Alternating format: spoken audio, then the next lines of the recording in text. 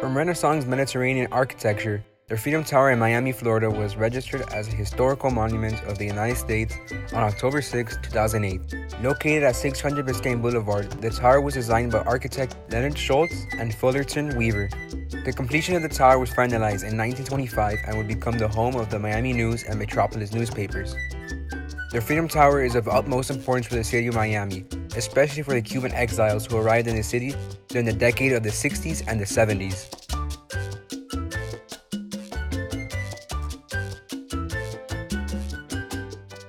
It was built in 1925, and then a year later, in 26, was the Great Hurricane of 1926, and it was heavily damaged. It was closed for a while and had to be repaired, and then it reopened.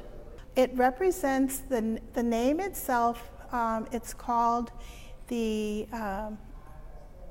comparatively the Ellis Island of Miami, because this is the building that once the Cuban refugees landed in Miami Airport, they were brought here for processing. There were over 100,000 people that came through here, but especially in the room that we're standing in now, there were almost 15,000 unaccompanied minors that were processed here. Also, because of the Cuban Missile Crisis, the Operation Peter Pan was terminated, and there were over 80,000 children left holding visas in Cuba that weren't able to leave. Well, for two reasons: because it's one of the few buildings that's been saved from that time period, so that's one reason. Secondly, because the majority of our current population have Cuban roots and Cuban heritage, and many Cubans that live here currently or their family members have come through these doors at some point. So since the majority of our current population here is Hispanic and mainly Cuban, that is why it's so significant to our community. Right at this moment, we literally have 3 world-class exhibits. We have the Kentridge exhibit, which is an installation by Mr. William Kentridge, who's from South Africa. It will be here about another month and a half. It leaves on January the 19th. It's one of the world-class exhibits. We have the Kislak collection, which was donated. It's a museum within the museum. It was donated by Mr. J. Kislak and his Kislak Foundation. It contains original historical artifacts from Mesoamerica and the pre-Columbian times, and he died. He passed on about a month and a half ago at 96 years old. We have the Cuban Streams, which was collected by an editor named Ramiro Fernandez and check that I got his name right. He lived in New York City, and he was an editor for publications such as the New York Times and People in Espanol.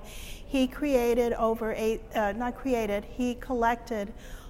8,000 photos of personal photos of families, individuals, locations, etc., from Cuban people.